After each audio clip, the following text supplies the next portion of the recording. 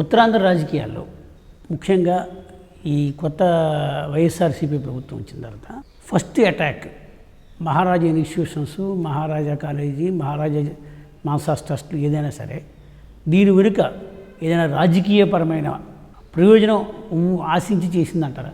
చూడు, నేను అండముదిలే ఎందైతే అది నిమిత్తం ఇది నాన్ పొలిటికల్ వర్క్ని పొలిటికలైజ్ చేయడం ఎందుకు చేశారు? ఎందైతే రాజకీయ పార్టీలో లేవు కనుక, కన్సిస్టెంట్గా ఒక సిద్ధాంతాన్ని నమ్మి, కార్యక్రమాన్ని నమ్మి పని చేసిన వ్యక్తులు కనుక అది క్లియర్గా అర్థమవుతుంది. దేన్ని ఎవరిని ఉద్ధరించడానికి చేశారనేది రాను ఇంకా స్పష్టత వారి చర్యల ద్వారా ఆ ప్రభుత్వం చూపించుతుంది. అదే కదా అవుతుంది. అంటే ఇప్పుడు చాలామంది చాలా రకాలుగా చెప్పే దాంట్లో ముఖ్యమంత్రి వైఎస్ జగన్మోహన్ రెడ్డి సంబంధించి గతంలో వేసిన కేసుల్లో మీరు ఒక కేసులో ఇంప్లీడ్ అయ్యి సంతకం పెట్టారనే కారణంతో ఆయన మిమ్మల్ని వెంటపడుతున్నాడా అన్న ప్రచారం కూడా జరుగుతోంది. చూడు, ప్రచారాలు ఏది జరిగినా ఓ పక్కన ఉంచుకుంటే ఏ ప్రభుత్వంలో ఆ కేసు ఓడిపోయారు? కాంగ్రెస్ ప్రభుత్వం. ఎప్పుడు జైలుకి వెళ్ళారు? ఒక సిటిజన్గా అందరికీ రైట్ ఉంది. ఏదో ఆరోపణ ఏంటి, లక్షలాది కోట్లు మింగారని ఆరోపణ. అది లక్షలాది కోట్ల కోసం పంపించలేదు, 43,000 కోట్లు ప్రజాధనం మింగారని ప్రాథమిక సాక్ష్యాలు ఉన్నాయని కోర్టు అనుకున్నారు. ఇక్కడ పోలే నువ్వు కోర్టు ఏదో అనుకుని చేస్తే వేరే. ఎవరికైనా ఏదైనా డౌట్ ఉంటే నోటీస్ ఇవ్వండి. రాయల్ సిటిజన్స్ రైట్స్ అది. మా ప్రజాధనం కాపాడడం భారతీయులు హక్కు, బాధ్యత కూడా. చిన్న విషయం, మీరు ప్రజలు మీ దగ్గర నుంచి క్లారిటీ కోరుతున్నారు అంటే మీరు కూడా భావిస్తున్నారా? అంటే కేవలం వేధింపులో భాగంగానా, లేదంటే మీరు కేసులో మీరు సంతకం పెట్టిన కారణమైనా మీరు ఎలా భావిస్తున్నారు? నాకు తెలిసిన మట్టుకి నేను భావించను ఏది కూడా. ఆయన రాష్ట్రాన్ని నాశనం చేయడం భాగంగా ఇంకా ఎవరు ఆంధ్రప్రదేశ్కి రాకూడదు, మంచి పనులు చేయకూడదు, పీపుల్స్కి ఉద్ధరించడానికి ప్రజా ఉద్ధరింపులో పని చేస్తే, నాన్ పొలిటికల్ వర్క్ చేస్తే అది వారికి డిస్కరేజ్ చేయడానికి. మాన్సాస్కి వచ్చేసరికి ఆ ట్రస్ట్ డీడ్లోనే ఉన్నాయి సెటిలరు పేర్లు, ఏ పేర్లు పెట్టారో అది ఎండోమెంట్స్ డిపార్ట్మెంట్లో ప్రభుత్వం దగ్గర రిజిస్టర్ అయ్యి ఉంది. అంటే ప్రభుత్వం చదువులేని దుస్థితిలో ఉందా? యాక్చువల్లీ రాజ్యాంగంలో ఏంటి ఆబ్జెక్ట్స్ ఏంటి? గవర్నమెంట్ది లిటిగేషన్ తగ్గించడం ఆబ్జెక్టు. లోక్ అదాలత్లు పెట్టింది కూడా అందుకే. ఏదైనా పెట్టినా ఇప్పుడు కేసుల్ని ఊరికేనే పెంచడం కాదు, సమయాల్ని వృధా చేయడం కాదు, న్యాయం జరగాలి. అయితే ఇవన్నిటికీ నువ్వు కోర్టుకి పంపిస్తా పోతుంటే ఇంకా ఆంధ్రప్రదేశ్లో దండం పెట్టి ఎవరు ఇంకా ఇక్కడ రారు. కొన్ని విషయాల్లో ఈవెన్ ఇన్వెస్ట్మెంట్స్లో ఇదే చేశారు. Solar the classic example. Government of India, ఇప్పుడు మేము కాదు, అక్కడ పవర్ మినిస్టర్ కూడా అన్నారు భారతదేశాన్ని నమ్మరన్నారు, ఆంధ్రప్రదేశ్ని కాదు. భారతదేశాన్ని నమ్మరు, ఇది అంతర్జాతీయంగా కూడా ఇబ్బంది వస్తుందని చెప్పారు. అయితే మీరు ఏం చేస్తున్నారు? కొంచెం మీరు కూడా ఆలోచించండి. ఆలోచించే బాధ్యత మీపై ఉంది. మీరు రాగద్వేషాలకి అతీతంగా పని చేస్తారని ప్రమాణం చేసిన వ్యక్తులు, మీ ప్రమాణం మీరే మర్చిపోతే ఇంకా ఎవరేం చేసేది? అదే కదా అవుతుంది. భారతదేశంలో మీరు 19 ఎమర్జెన్సీని వ్యతిరేకించి 1977లో జనతా పార్టీ, 78లో మీరు ఎన్నికల దగ్గర నుంచి రాజకీయ జీవితం పరిపాలిస్తే మీరు అవినీతికి వ్యతిరేకంగా పరిపాలించే పార్టీల కోసమే చూశారు, అవినీతిని వ్యతిరేకించారు మీరు. అలాంటిది ఇవాళ అవినీతిపరుడైన ముఖ్యమంత్రి పరిపాలనలో ఈ రాష్ట్రం ఎలా ఉంటుందనుకుంటున్నారు? మనకి భారతదేశం సంస్కృతిలో చూస్తే పెద్దలు ఇప్పుడు వాల్మీకి ఎవరు? ఆయన బయట యాంట్ హిల్ నుంచి బయట వచ్చే ముందున ఆయన జీవితం ఏంటి? ఎవరు హర్షించలేని జీవితం. అలాంటి వ్యక్తి మార్పు ఎలాగొచ్చి రామాయణాన్ని రచించారే. ఇది భారతదేశం కల్చర్. జైలు నుంచి బెయిల్పై వచ్చి ముఖ్యమంత్రి అయిన వాళ్ళు చాలా తక్కువ, బహుశా లేరు అనుకుంటాను ప్రజాస్వామ్యం. ఇప్పుడు అలాంటి మనిషికి ప్రజలు అవకాశం ఇచ్చారంటే ఏం రచించాలి? ఆయన రచిస్తున్నాడు. ఆయనకు కావాల్సిన విధ్వంసకరమైన విధానాన్ని రచిస్తున్నాడు. ఇదే సమస్య. మనకి భారతదేశ సంస్కృతికి విరుద్ధంగా, ఆపోజిట్గా ఆయన ముందే చెప్పాడు సార్, నాది రివర్స్ టెండరింగ్, రివర్స్ పరిపాలన అని.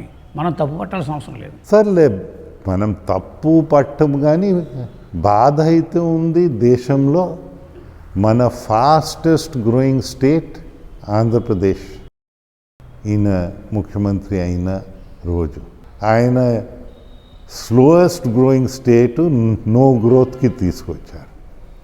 నో గ్రోత్ నుంచి కరోనా వచ్చింది. ఈరోజు ఎక్కడ ఉన్నామో ఎవరికి అర్థం కాదు.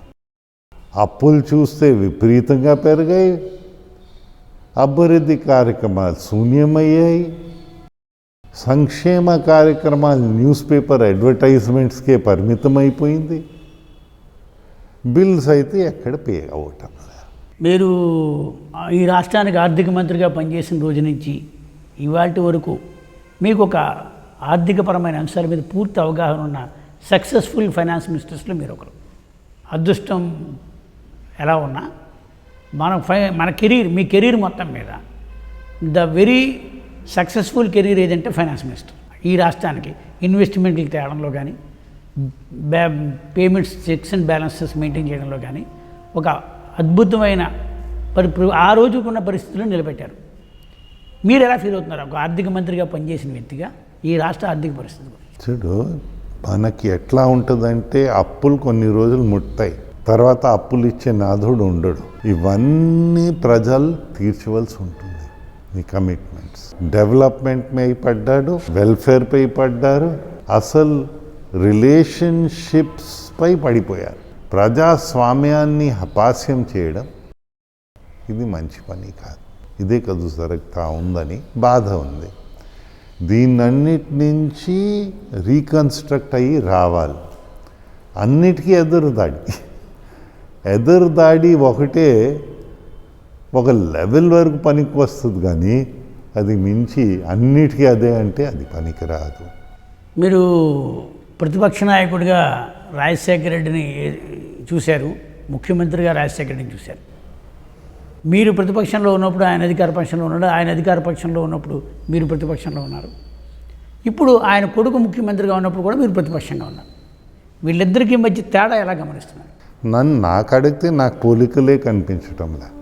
రాజశేఖర్ రెడ్డి గారికి ఫాల్ట్స్ ఉన్నాయి, కానీ రాగద్వేషాలే పరిమితం అయ్యారనేది నేను అనుకోను. ఈయన ఒకదానికి పరిమితం అయ్యాడని నాకు అనిపిస్తూ ఉంది. మీరు అసెంబ్లీలో కూడా రాజశేఖర రెడ్డికి ధీటుగా సమాధానం ఇచ్చిన రోజులు ఉన్నాయి. మీరు అప్ అండ్ డౌన్స్ ఆయన చూశాడు, మీరు చూశారు. అంటే రాజశేఖర రెడ్డి కొడుకు పరిపాలన ఇలా ఉంటుందా లేదంటే ఇలా ఉంటుంది అన్న దాంట్లో మీకేం తేడా గమనించింది? చూడు, కొడుకుల పరిపాలన సంగతి వదిలే, అది నా అభిప్రాయంలో అప్రస్తుత ప్రసంగం. రాజశేఖర్ రెడ్డి మంచి చెడ్డలైంది. అభివృద్ధి కార్యక్రమాలు ఒక పక్కన, సంక్షేమ కార్యక్రమాలు ఒక పక్కన ఆయన ఏం చేశాడు? భూములు విశాఖపట్నం అండ్ రంగారెడ్డి జిల్లాల్లో అమ్మి ఆ డబ్బు తీసుకెళ్ళి ఇడిపాయల్లో పెట్టి విశాఖపట్నం ప్రజలు ఊరుకున్నారు. రంగారెడ్డి దగ్గర ప్రజలు ఊరుకోలేదు. రాష్ట్ర విభజన కోసం ఇది ఒక ఇంప్యూటస్ అయింది. సో మనం అట్లా కంపారిజన్స్ వద్దు. వారు ఒక మనిషి ఇంకో మనిషితో కంపేర్ చేయడం నా అభిప్రాయంలో కరెక్ట్ కాదు. ఇప్పుడు నా స్వర్గీయ తండ్రి అనేవారు, do what you think is right. నాతో విభేదించుకోవచ్చు, అంగీకరించుకోవచ్చు, కానీ do what you think is right, ఇది చాలా ఇంపార్టెంట్. అయితే ఈయనకి అవన్నీ ఏం లేవు, అది క్లియర్గా కనిపిస్తుంది. మీ పొలిటికల్ కెరీర్కి సంబంధించి are you feel any successful legislator or any incomplete ambition is there? చూడు, మనకి సమైక్య ఆంధ్రప్రదేశ్ విడినాడు సీనియర్ మోస్ట్ లెజిస్లేటర్ అసెంబ్లీలో నేను. ఆ గౌరవం ప్రజలు ఇచ్చారు. మనం సాయశక్తిగా కృషి చేసాం, పని చేసాం. కొన్ని విషయాల్లో విజయం సాధించాం, కొన్ని విషయాల్లో విజయం సాధించలేదు. కానీ ఎక్కడ విజయం సాధించలేవు అక్కడ కొన్ని లెసన్స్ కూడా ఉంటాయి. అవి నేర్చుకోవడానికి సిద్ధపడ్డాం, నేర్చుకున్నాం, ముందు వెళ్తున్నాం. జీవితంలో అన్ని పనులు అయిపోతాయి అని అనుకుని నేను సన్యాసం పుచ్చుకుంటున్నాం అంటే మేము సన్యాసులు కాము. కంటిన్యూస్గా ఒకటి తర్వాత ఒకటి అవుతూ ఉంటుంది. మీకు సక్సెస్ స్టోరీస్ ఉంటాయి, ఫెయిలియర్ స్టోరీస్ ఉంటాయి. కానీ ఒకటి మాత్రం క్లియర్గా కనిపిస్తుంది, ప్రతి సక్సెస్ స్టోరీ వెనక టీం వర్క్ ఉంది. ఎక్కడెక్కడ మనం టీమ్స్గా పని చేయగలిగాం, కలిసి పని చేయగలిగాం, అక్కడ విజయాలు సాధించాం. ఎక్కడెక్కడ మన టీమ్గా పని చేయలేకపోయామో అక్కడ అపవిజయం అయింది. సో మనం టీమ్గా పని చేయాలి, కలెక్టివ్ పర్పస్తో పని చేయాలి. ఇది రాజకీయమైన ఇతర కార్యక్రమాలైనా టీమ్ వర్క్ ఈజ్ ఇంపార్టెంట్. మన భారతదేశంలో మనకి ఇండివిజువల్గా ఎక్సలెంట్ పీపుల్ ఉన్నాయి. ఇప్పుడు ఐఏఎస్, ఐపీఎస్ ఇదంతా తీసుకో, కాంపిటేటివ్ ఎగ్జామ్స్, వారందరూ థియరీలో చాలా బాగా వస్తున్నారు. అయితే టీం వర్క్గా పని చేయలేకపోతున్నారు కనుక మనకి ఆ లోట్లు కనిపిస్తూ ఉన్నాయి. టీమ్గా మనం ఎలా పని చేయగలుగుతామో అది మన లీడర్షిప్ క్వాలిటీస్ బట్టి ఉంటాయి. ఆ లీడర్షిప్ అసలు ఇవ్వలేకపోతున్నారు జగన్ గారని మనకు స్పష్టంగా అవుతుంది. విజయనగరానికి సంబంధించి ప్రజలు గత 4 దశాబ్దాలుగా మీ నుంచి చాలా ఆశించారు. మీరు చాలా చేశారు, మీరు కొన్ని చేయలేకపోయారు. ఇప్పుడు మంచినీటికి సంబంధించి అప్పలకొండయంబ కానీ వీళ్ళందరూ మీ పూర్వీకుల నుంచి ఇచ్చిన దాన్ని మీరు కూడా కొంత కొనసాగించారు, అంతవరకు బాగానే ఉంది. జనరేషన్ చేంజ్ వచ్చేటప్పటికి పొలిటికల్ కెరీర్లో మీ దగ్గర నుంచి ఆశించిన ప్రజలు కొత్తగా వచ్చారు ఎక్కువ. అంటే రాజకీయాలు పక్కన పెట్టండి. అయితే ఈ మధ్యకాలంలో రాజకీయ వారసత్వం పేరుతో మీరు మీ అమ్మాయిని రాజకీయాల్లో ప్రవేశపెట్టిన తర్వాతే రాజుగారు దెబ్బతిన్నారని ఒక మాట ఉంది. దీన్ని మీరేమంటారు? నాకైతే అలాగ అనిపించటం లేదు. ఎందైతే మీరు మొత్తం చూస్తే జిల్లా చూడాలన్నా లేకపోతే నియోజకవర్గం చూడాలి. ఇప్పుడు పార్లమెంట్ మెంబర్కి 7 అసెంబ్లీ సెగ్మెంట్స్, 7 అసెంబ్లీ సెగ్మెంట్స్లో 7 మంది తెలుగుదేశం పార్టీ అభ్యర్థులుగా పోటీ చేశారు. నాకు మా తెలుగుదేశం పార్టీ ఎమ్మెల్యే అభ్యర్థి టీం వర్క్ చేశాం, వారికి నాయకత్వం అప్పచెప్పాం. ఆ మెజారిటీ డిఫరెన్సెస్ చూస్తే అదే ప్రజలు అదే ఎలక్షన్ చూస్తే ఒక రకంగా ఉండే. ఇవన్నిట్లో అసలు విజయనగరంలో ఓడిపోయిన మాట వాస్తవం, అతి తక్కువ ఓట్లతో పోయింది. అది కూడా బ్లాక్ అండ్ వైట్లో ఉంది, ఏ కొత్తది ఏం కాదు. మీ ఎన్నికల్లో కూడా సో ఒకసారి 9,000తో గెలిచారు, ఒకసారి 33,000తో గెలిచారు. స్పాన్ ఆఫ్ చాలా ఎక్కువ. మీకు ఆ స్పాన్ చాలా దిస్సింగ్ ఉంది. నేను ఫస్ట్ ఎలక్షను పోటీ చేసేటప్పుడు విజయనగరం నుంచి 78లో అబౌట్ 26,000 అండ్ ఆడ్ అలాగా మెజారిటీ వచ్చింది. యాక్యురేట్ ఫిగర్ గుర్తు రావటం లేదు. 25-26 వేలు పైన వచ్చింది అప్పుడు. దాని తర్వాత ఎన్టీఆర్ గారితో మీరు 33,000 వరకు చూసి 30 I remember you won 33,000 votes. ఆ. తర్వాత మీరు 9,000కు ఒకసారి వచ్చారు. కింద లోవెస్ట్ ఓటింగ్ 9,000. 1147 ఓట్స్తో ఒకసారి ఎమ్మెల్యే కూడా పోయింది. మళ్ళీ పార్లమెంట్కి వెళ్ళేసరికి దీనికంటే ఎక్కువ ఓట్లు రావనుకున్న రోజు 40,000 చిల్లర ఈ అసెంబ్లీ సెగ్మెంట్లో వచ్చింది. సో మీకు ఎప్పుడైనా ఓటింగ్ కన్సిస్టెంట్ ఇది కాదు, మారుతూ ఉంటుంది. మనిషి కన్సిస్టెంట్గా ఉండాలి, పాలసీస్ కన్సిస్టెంట్గా ఉండాలి. అక్కడ ఈ ప్రపంచం ఏమైనా పర్వాలేదు, నేను ఒక్కరే రావాలనుకుంటే అది నా అభిప్రాయంలో చాలా తప్పు, ఏమీ సాధించలేవు. జీవితంలో హెచ్చు ఉంటుంది, తగ్గు ఉంటుంది, సక్సెసెస్ ఉంటాయి, ఫెయిలియర్స్ ఉంటాయి. ప్రతిరోజు ఒక రకంగా ఉండదు. ఇది అందరికీ తెలిసిన విషయం, సత్యం అది. అందుకోసం దాంట్లో how do you work is the question. ఆ బాండాలు వేయడం చాలా ఈజీ. ఎవరైనా అవి చూస్తే, ఆ రిజల్ట్స్ చూస్తే దాంట్లోనే విషయాలన్నీ కనిపిస్తాయి విశ్లేషిస్తే. అయితే విశ్లేషించే టైం ఉండదు, ఇంటర్ప్రిటేషన్ వితౌట్ అండర్స్టాండింగ్ అవుతూ ఉంటుంది. దానివల్ల అనార్థాలు పెరగడానికి ప్రయత్నిస్తారు. మా అభిమతం ఏంటి అంటే అనార్థాలు పెరగకూడదని మేము ట్రై చేస్తూ ఉంటాం. ఒకవేళ మొన్న ఎన్నికల్లో మీరు అసెంబ్లీకి పోటీ చేసి ఉంటే గెలిచి ఉండేవారా? చూడు, ఇది బికమ్స్ హైపోథెటికల్. ఇప్పుడు ఎన్టీ రామారావు గారే అప్పుడు పార్లమెంట్కి వెళ్ళమంటే నేను వద్దు సార్. మీరు ఒక మాట అన్నారు, ఒక 60 years దాటిన తర్వాత వెళ్తాను, మా నాన్నగారు కూడా ఆ మాట ఇచ్చారు, 60 years తర్వాత వెళ్ళమన్నారన్న విషయం మీరు చెప్పారు. నేను అదే చేస్తాను. 60 years అయిపోయిన తర్వాత వెళ్ళమంటే నాకైతే సంతోషం. ఏ రాజకీయ పార్టీ జనరల్గా గుర్తే ఉండదు, గుర్తుంచుకుని చెప్పడం. వారు చెప్పారు, మేము వెళ్ళాం, మాకు అవకాశం దొరికింది. అక్కడ కూడా ఒక సక్సెస్ స్టోరీ జనరేట్ చేయగలిగాము. అందరు సహకారంతోనే జరిగింది, ఏ ఒక్కరి వల్ల జరిగింది కాదు. అందరి సహకారాన్ని తీసుకుని చేయవలసిన విషయాలు, ఇది ఇంపార్టెంట్. ఇప్పుడు మనం వే బ్యాక్ టు 83 నుంచి ఎన్టీ రామారావు గారి వెన్నుపోటు వరకు మనం విశ్లేషిస్తే, మీరు ఆ పార్టీలో జనరల్ సెక్రటరీ వరకు ఎన్టీ రామారావు గారితో సైల్ అయ్యారు. తర్వాత ముఖ్యమంత్రి చంద్రబాబు నాయుడు గారు ఇదే విజయనగరంలో ఇక్కడి నుంచే ఎమ్మెల్యేని మాట్లాడి ఆయన ప్రజాస్వామ్య పరిరక్షణ పేరుతో లక్ష్మీపార్వతికి అగెనిస్ట్గా క్యాంపెయిన్ చేసినప్పుడు మీరు కూడా లీడ్ చేశారు.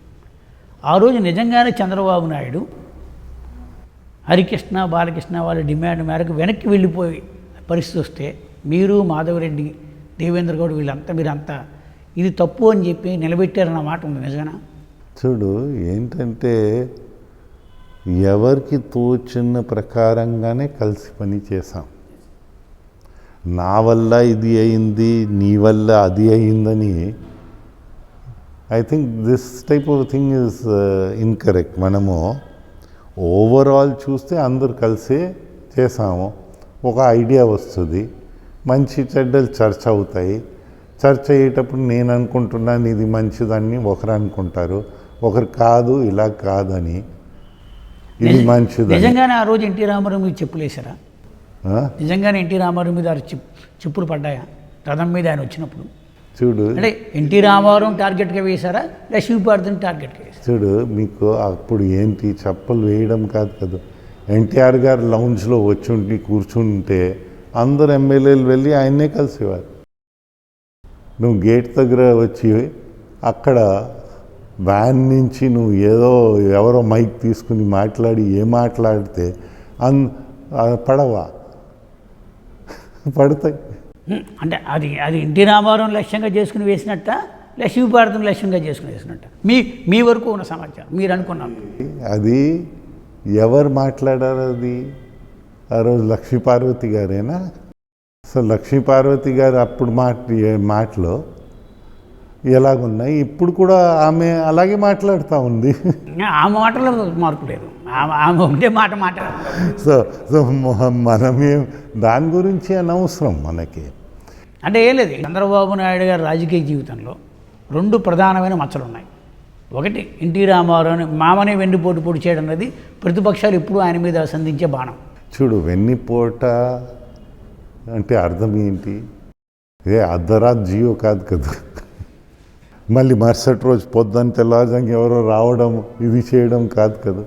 గవర్నర్ గారు దగ్గర వెళ్ళారు, గవర్నర్ గారు టైం ఇచ్చారు, అసెంబ్లీలో స్ట్రెంగ్స్ పెట్టమన్నారు, మళ్ళీ అసెంబ్లీలో గెలిచారు, తర్వాత ఎలక్షన్ కూడా గెలిచాం. అది కాదు ప్రశ్న. మనం ఏదో నామకరణం చేసేటప్పుడు దేనికి దిస్తే రియాలిటీకి దగ్గర ఉండాలి. ఇప్పుడు నామకరణం చేసేటప్పుడు రియాలిటీకి దూరంగా ఉన్న నామకరణం చేసామనుకో, ఓకే, చెప్పడానికి హెడ్లైను, చేయడానికి మీ వ్యతిరేకంగా ఉన్న వాళ్ళు నవ్వడానికి పనికి వస్తుంది తప్ప విశ్లేషించే వాళ్ళకి అసలు ఏంటిదని వారికి అనిపించదా? అనిపించదు. ఇప్పుడు వెన్నిపోటు అన్నావు, ఏంటి వెన్నిపోటు ఏంటి? ఆ సందర్భంలో విజయనగరంలో జరిగిన సమావేశంలో నన్నపనేని రాజ్కుమార్ కూడా ఒక ఆరోపణ చేసిన దాంట్లో మన మీద కూడా ఆరోపణ చేసింది. మన పార్కులో జరిగిన మీటింగ్లో కూడా ఆవిడ మిమ్మల్ని కూడా టార్గెట్ చేసి మాట్లాడింది ఆ రోజుల్లో. ఇది గతం. ఎందుకంటే ఈ జనరేషన్కి తెలియదు, కానీ ఈ జనరేషన్కి తెలియవలసిన విషయం ఏంటంటే లక్ష్మీపార్వతి అనే ఒక క్యారెక్టర్ని వ్యతిరేకించడం కోసం చంద్రబాబు నాయుడు చేసిన హై లెవెల్ డ్రామాలో మీరు పాత్రధారణ పేరుంది. చూడు, ఒక వాల్యూ స్ట్రక్చర్ని నిలబెట్టడానికి ప్రయత్నించాం. ఆ రోజు ప్రయత్నిస్తున్నాం, ఈ రోజు ప్రయత్నిస్తున్నాం. అది కరెక్టే అంటారా? ఎన్టీ రామారావు ఆ రోజు దించేయడం కరెక్టే అంటారా?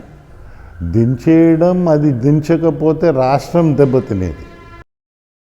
ఏంటంటే ఎన్టీఆర్ గారికి అప్పటికే ఒక ప్రాబ్లం వచ్చేసింది, ఒక డిపెండెన్స్ వచ్చేసింది. అలాంటి డిపెండెన్స్ రాష్ట్రానికి, దేశానికి మంచిది కాదు.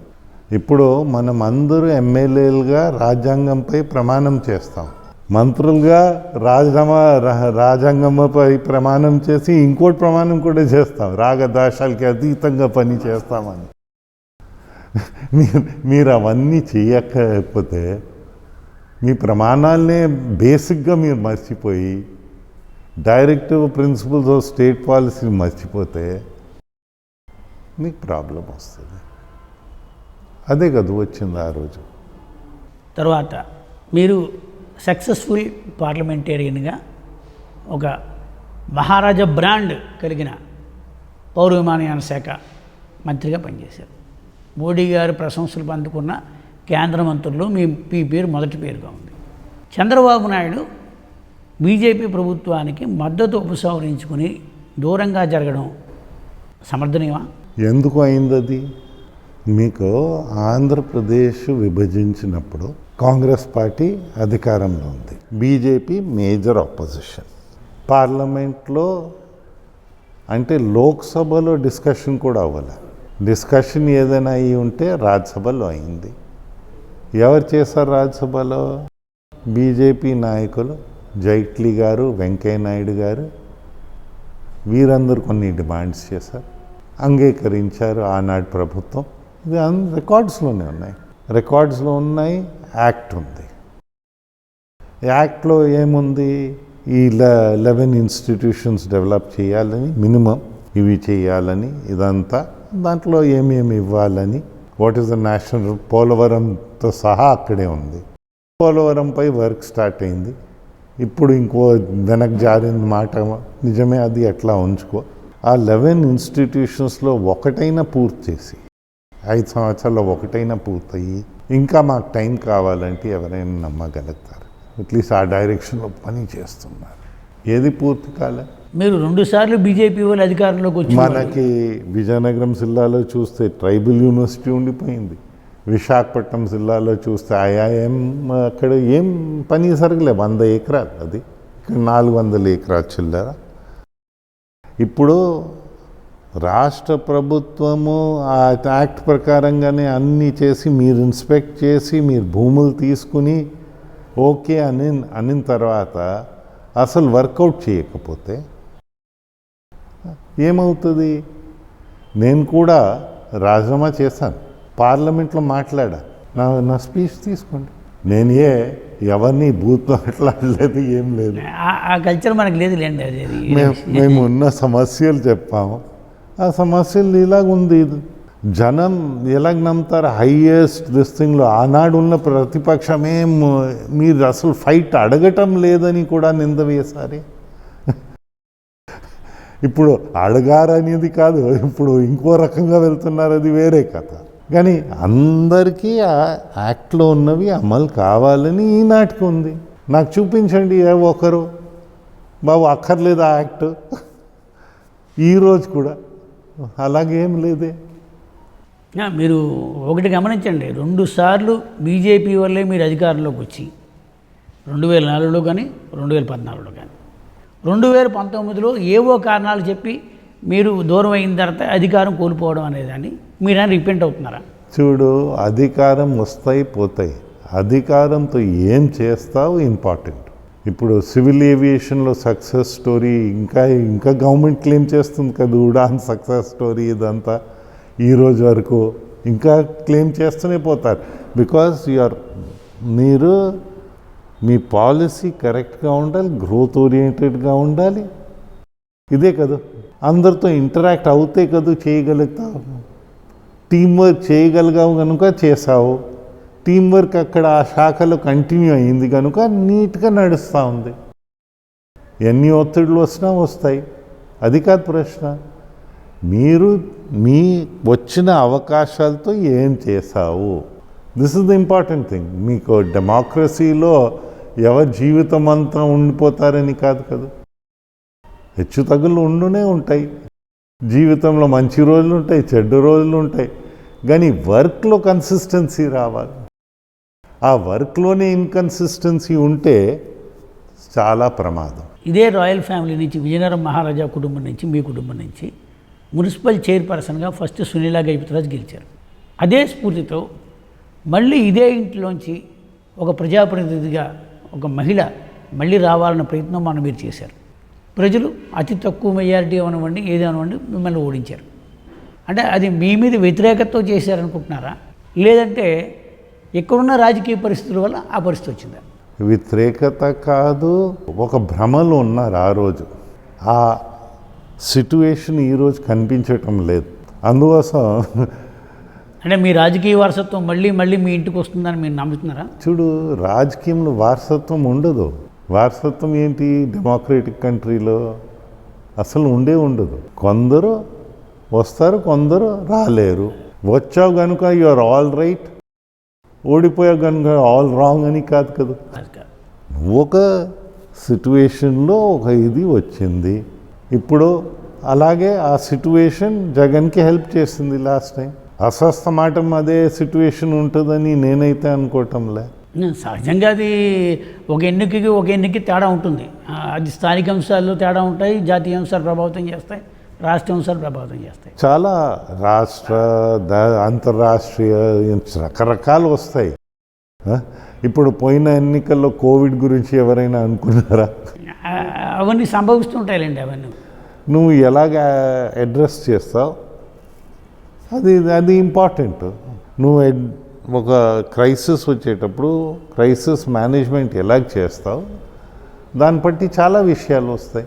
అదే కదా. అంటే కొంతమంది విశ్లేషించేయడంలో మీరు అదితి గజపతిరాజుని రాజకీయాల్లోకి తీసుకొచ్చిన విధానం కానీ, లేదంటే ఆ రోజున మీరే అసెంబ్లీకి వెళ్ళి ఆమెను పార్లమెంట్కి గెలిచి ఉండేవారేమో అనే ఒక తర్కం కూడా ఉంది.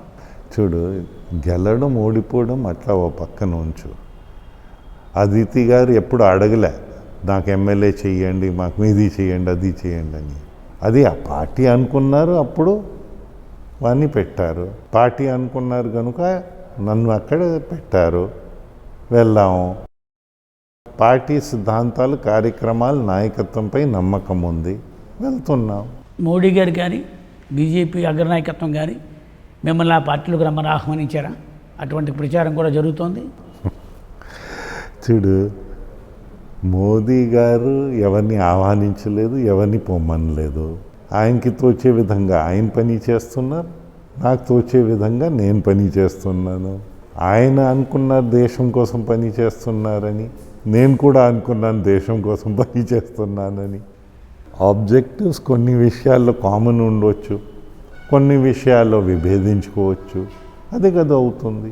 అంటే చాలా సందర్భాల్లో బీజేపీ మంత్రులు కూడా నువ్వు ఆయన తెలుగుదేశం మంత్రి అశోక్ గజపతిరాజుని పొగుడుతున్నాడు, మమ్మల్ని పొగట్టనేదనే ఫీలింగ్ కూడా బీజేపీ మంత్రుల్లో కనిపించేది.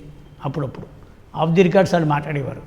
చూడు, మనకి ఇండివిజువల్గా ఎవరిని పొగరలేదు, వర్క్ని అప్రిషియేట్ చేస్తారు. ఆ వర్క్ అంటే ఇప్పుడు మోడీ గారు పొగట్టడం కూడా ఒక బ్రాండింగ్ కిందే ఉందిగా ప్రజల్లో.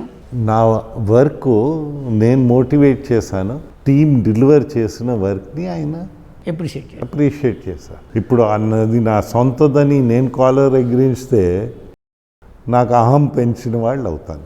మా టీం పని చేయగలిగింది సంతోషం, మేము అనుకునేది సాధించగలిగాము అనేది వెళ్తే ఓ పాజిటివ్గా వస్తుంది. ఇప్పుడు మనకి ప్రాబ్లం ఎక్కడ ఎక్కువ జబ్బు మన దేశంలో, మన వాళ్ళు చాలామంది అహంలు పెంచుతూ ఉంటారు.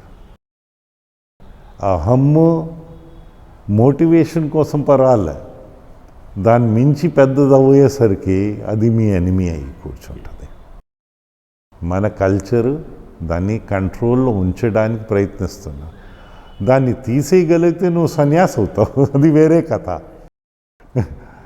మేము సన్యాసులు అవ్వడానికి ఆలోచించటంలే, మేమేదో మానవుడిగా మంచి పని చెయ్యాలని చరిత్రలో మాకు ఆంగ్ల భాషలో ఉంది, footprints in the sands of time. అలాగ వెళ్ళాలని మనం ప్రయత్నిస్తాం. ఇప్పుడు ఈ 40 సంవత్సరాల కెరీర్లో how do you feel whether in the public life? Are you satisfied? అంటే స్కోప్ ఫర్ ఇంప్రూవ్మెంట్ చాలా ఉంది. బిగినింగ్లోనే ఉండేది, ఇప్పుడు కూడా ఉంది. అయితే డిఫరెన్స్ ఉంది. ఆ డిఫరెన్స్ కనిపిస్తూ ఉంది ఓవర్ ది ఇయర్స్. డిఫరెన్స్ ఇప్పుడు రీజనింగ్తో ఓట్ వస్తే ఈ ఒక ఎలక్షన్లో తప్పు చేయవచ్చు, కానీ తప్పులు గ్రహించుతారు, కరెక్ట్ చేస్తారు. మేము ప్రారంభించిన నాడు బ్లైండ్ ఓటింగ్ ఒకటి ఉండేది. బ్లైండ్ ఓటింగ్ అనేవారు, ఎవరు ఏం చేస్తున్నా చెప్పినా ఈ ఓట్స్ ఈ టైప్కి వెళ్ళేది, పడేది. ఆ బ్లైండ్ ఓటింగ్ బాగా తగ్గింది. అది నా అభిప్రాయంలో ఓ మంచి డైరెక్షన్. కానీ రీజన్ ఇది కొంచెం ఆశించిన స్థాయిలో పెరగలే. అది ఇంకా పెరిగితే భారతదేశాన్ని ఎవరు వెనక ఉంచలేరు. ఇంకా కొన్ని స్థానిక అంశాలకు సంబంధించి మానసాస్ ట్రస్ట్ కానీ సింహాచలం దేవస్థానం విషయంలో ప్రభుత్వ చర్య దుందుడుకు చర్య అనుకుంటున్నారా, లేదంటే ఒక వ్యవస్థని అంటే సమూలంగా నాశనం చేయాలనే ప్రయత్నంలో జరుగుతుంది అనుకుంటున్నారు? చూడు, వారి చర్యలు తీసుకున్నారు. అక్కడ సంస్థల్లో వెళ్ళి చూస్తే మీకే అర్థమైపోతుంది. ఉద్ధరించడానికి చేశారని నేనైతే అనుకోవటంలే. గవర్నమెంట్ రాగానే కమిషనర్ ఎండోమెంట్స్కి రాసిన ఉత్తరాలు, ప్రజాప్రతినిధులు రాసిన ఉత్తరాల నుంచి చూస్తూ ఉంటే ఇది ఉద్ధరించడానికి చేసిన కార్యక్రమం కాదు. అంటే కేవలం మానసాస్తు సింహాచలం దేవస్థానాలకు ఉన్న భూముల్ని మీద ఏమైనా దృష్టి పెట్టారని మీకు అనిపిస్తుంది? అలాగే ఎక్కువ అనిపించడానికి అవకాశం ఉంది. ఎందుకంటే చర్యలంతా చూస్తే ఆ లైన్లోనే కనిపిస్తాం. మరి ఈ మధ్య ట్విట్టర్లో మానసాస్ చైర్మన్ గారు ఒక 500 ఎకరాలు మీరు మీ అనుచరులకే కట్టబెట్టేశాడు అని ఒక ఆరోపణ చేస్తూ ఒక ట్విట్టర్లో పెట్టారు. మీ అనుచరులకి మీరు 500 ఎకరాలు నిజంగా ఇవ్వడం ధర్మం ఇచ్చారా? చూడు, ఏ సంవత్సరంలో ఎవరికి ఏమి ఇచ్చారో ఆ మాన్సాస్ ఆఫీస్ రికార్డ్ చూస్తే తెలుస్తుంది. వారు ఈ సంవత్సరంలో ఎలాగైందని అనగలుగుతారా? చేయండి. ఇప్పుడు ఎవరికి ఏమి ఇవ్వాలన్నా ఎండోమెంట్స్ కమిషనర్ పర్మిషన్ కూడా కావాలి. దానికి గైడ్లైన్స్ ఉన్నాయి, ట్రస్ట్ డీడ్స్ ఉన్నాయి. ట్రస్ట్ డీడ్లో ఏమేమి అలౌ చేస్తారు, ఏమేమి ఇది చేస్తారని అవన్నీ ఉన్నాయి. ఓకే, తప్పు చేశారు, మీ బాస్కి మీరు ఎలా జైల్లో ప్రజలు పంపించారు 16 నెలలు, జైలు పంపించండి. ఎందుకు ఈ ముసుగులో గుర్రాటు? డబ్బు ఉంచుకుని నేను జీతాలు ఇవ్వను, నేను ఆరోపణలు చేస్తూ ఉంటాను, ఏది క్లారిఫై చేయను, గోవుల్ని చంపుతూ ఉంటాను. అసలు గోవేద పెద్ద నిషేధం, పెద్ద నేరం. అది ఎవరికి పబ్లిక్ కేసు వేసినా దాన్ని ప్రోత్సహించిన వాళ్ళు కూడా అరెస్ట్ చేస్తారు. చూడు, మనకి అరెస్ట్ కోసం నేను అంటాంలే, డబ్బు ఉంచుకొని, అది కూడా ఓ టెంపుల్లో గోశాలలో. వ్యక్తిగతం కూడా కాదు, దేవాలయానికి సంబంధించిన అధికారికమైన గోశాల అది. ఇలాగ రావడం, యాక్చువల్లీ మీరు అధికారాలని మందలించాలి. ఏం చేస్తున్నావు, ఎందుకు చేస్తున్నావు? ఇక్కడ అన్నీ బయటపడుతున్నాయి. ఆ ప్రతిపాదన ఏంటి? 500 ఎకరాలు నేను తీసేసుకుంటున్నాను సింహాసనం, 500 ఎకరాలు ఏ ఎడారిలో ఇస్తాను అంటే ఆ భక్తులు ఆ దేవుడికి సమర్పించిన ఆస్తి, ఆ అడ్వాంటేజ్ కూడా దేవుడికి రాకంట పోవాలి. అసలు ఈస్ట్ ఇండియా కంపెనీ ఇలాంటి దోపిడీ చేయాలి. మనం ఏం చేస్తున్నాం, ఎందుకు చేస్తున్నాం, దేనికి భాగస్వాములుగా ఉంటున్నాం, మీకే క్లారిటీ లేకపోతే కష్టం. హిందువుల్లో కొందరు మాకెందుకు అని నోరు మూసుకునే వాళ్ళు ఉన్నారు, తెలుసున్న వాళ్ళు కూడా. అది మిగతా రిలీజన్స్లో లేవు. ఆ వీక్నెస్ని ఆధారం తీసుకుని మొత్తం లాగుదామని, అందుకోసం ద్వేషాలు పెంచాలి. ద్వేషాలు పెంచడం మంచిది కాదు, అది సమాజం కోసం మంచిది కాదు. రేపు రాబోయే ఎన్నికల్లో 2022 జరగనివ్వండి, 24 జరగనివ్వండి, మళ్ళీ రాజకుటుంబం నుంచి మీరు అజిత్ గారు పోటీ చేసి, లేదా స్థానిక సంస్థల నుంచి మళ్ళీ బలోపేతం కావడానికి మీరన్నా ప్లాన్ వేస్తున్నారా? చూడు, అందరు ప్రజల దగ్గర వెళ్దామనే అనుకుంటారు, ప్రజల సహకారాన్ని అర్థించుదామని అనుకుంటారు, ప్రజల దగ్గర సహకారాన్ని పెంచుతామని అనుకుంటారు. ఏ ఎన్నికైనా స్థానికంగా అంతే, రాష్ట్ర శాసనసభ అంతే, పార్లమెంట్ కూడా అంతే. ఎప్పుడు ఎన్నికలు వస్తే అప్పుడు వర్కౌట్ చేయక తప్పదు. లాస్ట్ టైం కూడా మనం గవర్నమెంట్లో లేము, లోకల్ బాడీ ఎలక్షన్స్ వచ్చాయి, మనం అందరు పాల్గొని ఏమైంది, కౌంటింగ్ అవ్వలే. కౌంటింగ్ ఈ ఎన్నికలు అయిన తర్వాత అయింది, రిజల్ట్ అందరికీ తెలుసు. మనం ఏంటంటే, నువ్వు అధికారంలో ఉన్నట్టు ఒక రకం, ప్రతిపక్షంలో ఉంటే ఒక రకం కాదు. నువ్వు కన్సిస్టెంట్గా పని చేసుకుంటా రావాలి, అదే ప్రయత్నంలో ఉన్నాం. ఇక విజయనగరానికి సంబంధించి మీరు గత 30 సంవత్సరాల్లో సాధించాను అని చెప్పుకోగలిగిన ఏమైనా ఉన్నాయా? చెప్పవలసింది చాలా ఉన్నాయి మీకు, కానీ where does it take you? ఇప్పుడు విజయనగరం చంపావతి నది ఉందనుకో, నీళ్ళు 1911లో మొదటిసారి ఇక్కడ వచ్చింది. ఎవరు అప్పుడు చూసారు? మహారాణి కాపల్కొండమ్మ చూసారు. దాంతో ఆగలేదు కదా. కరెంట్ లేని రోజుల్లో స్టీమ్ పైన మంచినీళ్ళు తీసుకొచ్చారు. ఆ రోజు కాలంలో, మురికి కాలంలో నీళ్ళు కూడా పట్టుకునే దుస్థితి లేదు. రాను అది వచ్చింది. అక్కడ ఇంప్రూవ్మెంట్స్ అయినా గోస్తాని నది నుంచి నీళ్ళు వచ్చింది. ఏ సంవత్సరంలో వచ్చింది? ఎవరు గవర్నమెంట్? తెలుగుదేశం గవర్నమెంట్, చంద్రబాబు నాయుడు ముఖ్యమంత్రి. సాల్వ్ అయింది. అప్పుడు అన్సర్వ్డ్ ఏరియాస్ చాలా మటుకి ఇచ్చారు, కొన్ని మర్చిపోయారు. ఈ సమస్యలన్నీ వచ్చాయి. చంపావతి నదిలో నీళ్ళు తగ్గింది, హైడ్రాలజీ ఏది అయింది. సో ఎక్కడ ఇప్పుడు ఏం చేయాలంటే, నాగావళి నదికి వెళ్ళాం, వాయా గడిగడ్డ రిజర్వాయర్ నీళ్ళు వచ్చింది చంపావతి నదిలో. ఇప్పుడు అది ఒక స్ట్రెంగ్త్. దాన్ని సద్వినియోగం చేస్తారా, వినియోగం కాకుండా ఉంచుతారా? ఇప్పుడు గవర్నమెంట్స్ మారుతూనే ఉంటాయి. అయితే కాంగ్రెస్ గవర్నమెంట్లో మేజర్ స్కీమ్, కొత్త స్కీము మన విజయనగరంకి రాలే. ఆపోజిషన్ గవర్నమెంట్స్ ఉన్నప్పుడు వచ్చాయి. ఇలా కనిపిస్తామనే ఉన్నాయి. ఇప్పుడు ఏ ప్రాజెక్ట్ తీసుకున్నా కనిపిస్తాయి. కొన్ని ఎలాగుంటాయి గమ్మత్తుగా, మనకి ఫుట్బాల్ గ్రౌండ్ తీసుకో, మా తాతగారు ఫుట్బాల్ ఆడి ఉండేవారు, కానీ పేరు ఏంటి? రాజీవ్ స్టేడియం. నువ్వు పేర్లకే పరిమితమైన వాళ్ళు పేర్లు పెడతారు, వర్క్ చేసేవాళ్ళు వర్క్ చేస్తారు. ఇప్పుడు విశాఖపట్నంలో క్రికెట్ స్టేడియం ఉంది. ఎప్పుడు కట్టారు? ఏ గవర్నమెంట్స్ ఉన్నాయి?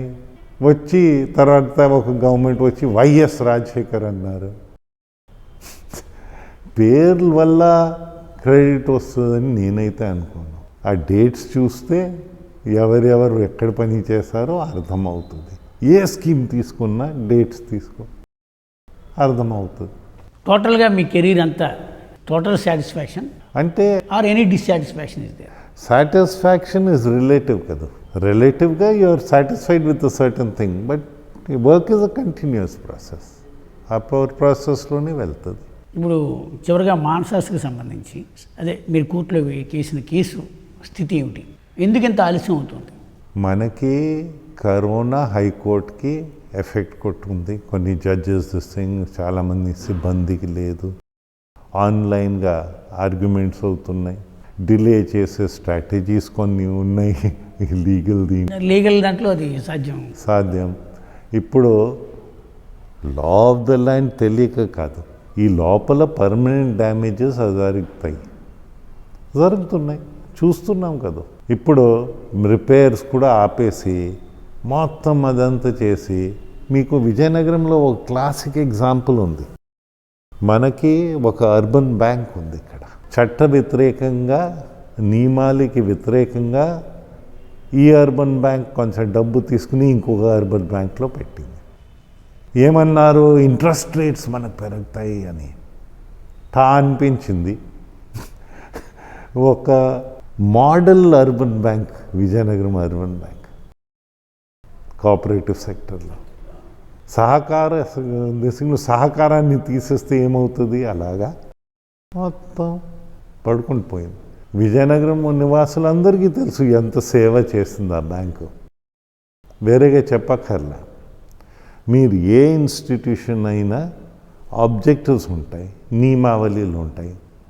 ఇప్పుడు మాన్సాస్ అనేసరికి బేసిక్గా మీకు property management government appointed executive ఆఫీసర్కి ఎప్పుడు వెళ్ళింది, 95లో ఫాదర్ పోయిన తర్వాత. నేను అప్పుడు ఫినాన్స్ మినిస్టర్. కొందరు తయారయ్యారు, ఇలాగుంటే లాభం లేదని గవర్నమెంట్కి అప్పచెప్తే వారు నియమావళి ప్రకారంగానే వెళ్తారని. గవర్నమెంటే దోచేయడానికి ప్రయత్నిస్తే అది నువ్వు ఎందుకు ఊహించలేదు అని 95లో 2020లో ఏదో గవర్నమెంట్ ఇలాగ తయారవుతుంది, అప్పుడు వారే మింగుతారంటే ఎవరికి చెప్పాలి? You understand what I mean? అందుకోసం 95 తర్వాత జరిగిందంతా గవర్నమెంట్ అప్రూవల్తోనే జరిగాయి. అంటే ఈ మధ్య మీ ఆనంద్ గజపతిరాజు గారి రెండో భార్య ఒక ఆరోపణ చేసింది.